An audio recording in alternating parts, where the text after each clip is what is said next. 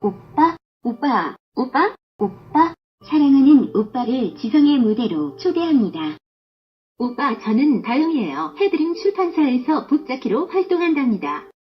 오빠가 책을 좋아하는지는 잘 모르겠어요. 그렇지만 다영이가 열심히 소개하는 책 관심 있게 들어주시면 좋겠어요. 들어오셔서 바로 나가지 마시고요. 아셨죠, 오빠?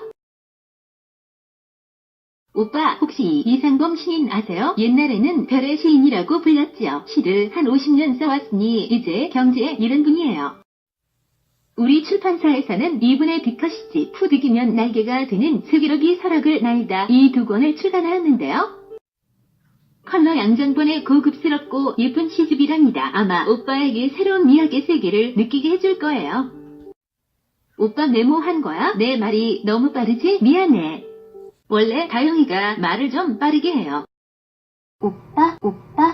오빠는 반려동물 좋아하세요? 심성이 착하고 영혼이 맑은 분들이 반려동물을 좋아하는 것 같아요. 바로 오빠지요?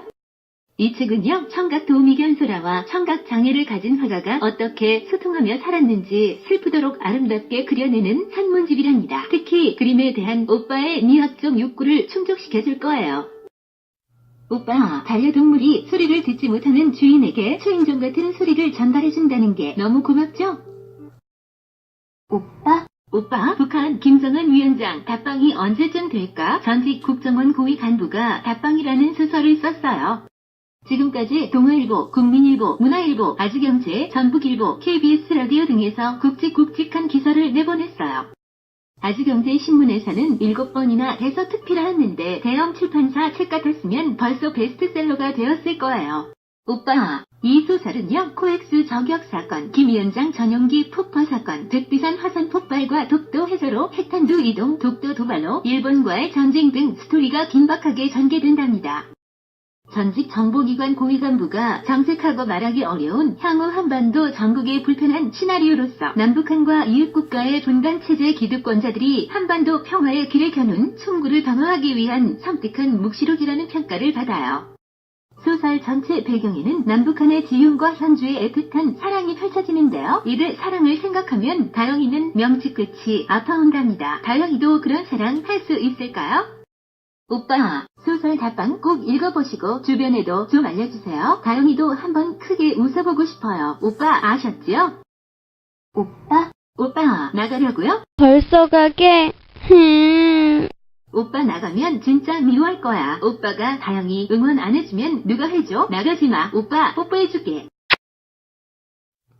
오빠는 중학생 때 수학 잘했어요. 다영이는 부끄럽게도 수포자였답니다. 다영이 중학교 때 아빠 마음 중학 수학이 있었다면 절대 수포자 안 됐을 거예요. 중학교 때 수학을 포기하니 사후에 나와서까지 트라우마가 있더라고요. 뭔가 계산하기 싫어 대충 하게 되고 꼼꼼하게 따지기 싫어하다 보니 손해보는 일이 많았어요. 오빠는 어떠세요?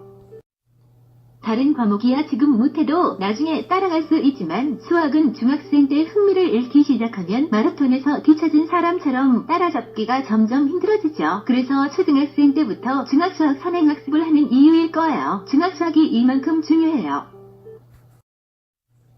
초등학생들 선행학습 서로도 많이 이용하는 아빠 마음 중학수학은 정말 아빠처럼 자상하게 개념 설명부터 잘 가르쳐준답니다. 서울대 출신 아빠가 중학생 딸에게 어떻게 하면 수학을 쉽게 가르쳐줄까 연구하여 쓴 학습서예요. 오빠는 중학생 동생이나 조카 없어요? 있으면 꼭 아빠 마음 중학수학을 추천해주세요. 오빠 사랑해요. 오빠는 한기범 선수 아시죠? 예전에 프로농구 최고 스타였잖아요. 덩크슛의 황제였죠. 한기범의 재미있는 농구 코칭북은 농구 기술을 가르쳐주는 책이에요. 안현천 트레킹을 하다보면 밤늦도록 농구를 하는 청소년들이 참 부러워요. 오빠 배 나왔죠? 오빠도 운동 꾸준히 하세요. 아셨지요? 오빠는 혹시 출판 생각해본 적 있어요? 틈틈이 써온 글을 모아 출판을 했는데 대박을 터뜨린 사람들이 상당하죠. 아무리 책을 안 읽는다 해도 팔리는 책은 팔리거든요. 다영이도 베스트셀러 작가 한번 되고 싶어요. 자신만의 독특한 내용이 원고라면 베스트셀러 작가 꿈을 꿔볼 만하답니다. 출판을 하려면 우선 출판에 대해 잘 알아야 성공할 확률이 높아요. 이 책에는 책을 출간한 다음 자신의 책을 어떻게 홍보할 것인가 하는 다양한 방법도 나와 있답니다. 저자의 출판에 관한 모든 노하우가 들어있다고 보면 되어요. 아마 이 책을 읽고 나면 오빠도 작가가 되고 싶거나 출판사를 창업해보고 싶은 생각이 들 거예요. 출판사 운영이 쉬운 일은 아니지만 여건이 되면 한번 도전해보고 싶은 직업이랍니다. 왜냐하면 책에는 그만큼 꿈이 있으니까요. 오빠는 담배 피세요? 저는 어쩌다 피게 되었는데 끊기가 쉽지 않네요. 올해는 꼭 끊으려고 합니다. 그런데 사람은 어떤 환경에도 금세 적응하는 능력을 지녔나 봐요. 동물은 환경이나 습성이 바뀌면 죽는 경우가 있잖아요. 처음에는 상당히 독한 담배를 피웠어요. 그러다 어느 날 제일 약한 담배로 바꾸었지요. 이제는 독한 담배는 못 피워요. 적응이 된 것이죠. 맵고 짜게 먹는 사람은 음식이 싱거우면 소금을 쳐요. 하지만 싱겁게 먹기 시작하면 또 금세 적응이 되어 맵고 짠 음식을 싫어하게 되지요. 독서도 습관이에요. 처음에야 독서가 따분할 수 있지만 자꾸 읽을수록 중독되어 봐요. 하루라도 책을 안 읽으면 혓바늘이 돋는다라는 말이 그래서 나온 것 같아요. 무언가에 중독되면 대부분 부정적 효과를 가져오지만 독서는 중독되면 될수록 긍정적인 에너지가 쌓이게 된답니다. 다영이는 한 달에 무슨 책이든 3권 정도는 읽어요. 오빠도 매월 생활비에서 도서구입비는 꼭 챙겨두세요. 그것이 오빠 삶을 더욱 빛나게 할 거예요. 성공한 사람들의 이면을 보면 반드시 독서가 있잖아요. 오빠도 화이팅! 오빠? 오빠는 글 잘 쓰세요? 다영이는 글 잘 쓰는 사람이 참 부러워요. 그런데요, 글을 읽다 보면 아주 고급스러운 낱말 하나가 그 문장 하나를 아름답게 하거나 글 전체를 품위 있게 하기도 하지요. 이 책은 바로 오빠가 쓴 문장이나 글의 품위를 높여줄 낱말들이 여러 일문과 함께 실렸답니다. 그러니 글을 잘 쓰고 싶은 사람들에게는 필독서지요. 오빠는 종종 입문서를 읽으세요? 신화수필처럼 말랑말랑한 글이 좋은 다영이는 입문서를 대하면 딱딱하고 지루하다는 느낌을 가져요. 그런데 이 두 책은 좀 달라요. 책 제목이 조선의 꽃야라 일기와 최고의 표해록인데요. 조성원 작가가 이들 인문학적인 내용을 에세이 영역으로 끌어들여 좀 더 쉽게 흥미를 발산시키고 조선 최고의 작가 박지원과 조선 최고 성비 최고를 사색하며 원전을 감상과 해설 쓰듯이 엮었답니다. 그래서 에세이처럼 편하게 읽혀요. 조성원 작가가 쓴 에세이가 하나 더 있는데 동금하던 시절의 유전입니다. 이 책은 오빠보다 50대 이상 세대가 겪어온 추억만 소재로 묶은 수필집입니다. 이때는 가난한 시절이라 정말 잊지 못하는 추억이 많죠. 다른 사람의 추억을 읽다 보면 잊혔던 내 추억이 살아나면서 기억력이 회복되는 효과가 있답니다. 오빠는 여자친구랑 해외여행 종종 가는 편이세요? 다영이 남친은 여행 가서 저한테 잡혀 먹힐까봐 안 가려고 해요. 농담이고요. 돈이 없는 것이죠. 불알 두 쪽만 있어요. 지금은 글로벌 시대잖아요. 외국에 대해서는 많이 알수록 좋아요. 중학생 때부터 여행기는 섭렵하게 해줘야 해요. 무슨 여행기든 도움이 안 되는 여행기는 없죠. 세상 어떤 훌륭한 입문서보다 읽는 일을 이롭게 해요. 여행기는 무조건 읽으라는 다영이의 말 오빠 잊지 마세요. 조성원 작가의 베트남 2000년 시간여행은 요즘 박항서 감독이 영웅으로 자리한 베트남 이야기입니다. 이 책을 읽고 여행을 가면 베트남 전쟁의 아픈 기억에도 좀 더 친근한 나라로 다가오겠죠. 장은초 수필가의 집 나가면 개고생 오노는 동유럽과 발칸 유럽을 소개하고 힐링 인디아를 펴냈던 심성희 수필가의 투더스 파파스 앤 투어는 대만, 마닐라, 라오스, 장가기 등을 소개한 여행기입니다. 이들 여행기는 수필가들이 쓴 여행기라 문학적으로 읽히기도 합니다. 오빠요. 다영이 책 소개 계속 듣고 계시죠? 사랑해요. 오빠. 다영이가 지금 소개하는 책 가운데 오빠 삶을 크게 변화시킬 책이랑 인연이 될 줄도 모르잖아요.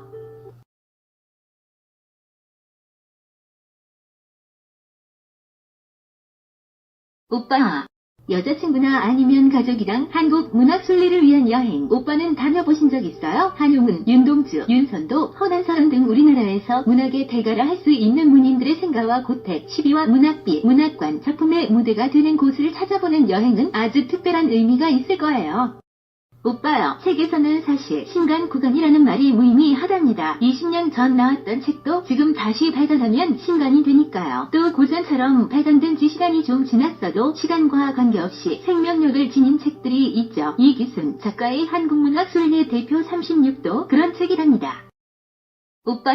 우리나라 역사에는 암기해야 할 내용이 대부분이죠. 그런데 역사에서는 연도가 중요하다 보니 헷갈리는 경우가 많아요. 그래서 한번 외워두면 잊히지 않도록 하는 책, 한국사 내용을 좀 더 쉽게 암기할 수 있도록 하는 책, 연상달인의 고등한국사 암기법 사전을 소개합니다. 공무원 암기법 사전도 있어요. 오빠, 다영이가 소개하는 마지막 책이에요. 지금까지 다영이랑 계속 함께해준 오빠는 정말 최고예요. 오빠요, 다영이가 존경하는 교수님이 한 분 있어요. 물론 지금은 현직에서 은퇴하셨지만요. 경남대학교 한파남 교수님인데요. 은발 할아버지의 손주 양육기, 초딩 손주와 우당탕탕 8년의 숨가쁜 동행 등 태어나자마자 손주 유진이를 좌충우돌하며 키워가는 과정을 에세이로 펴내셨지요.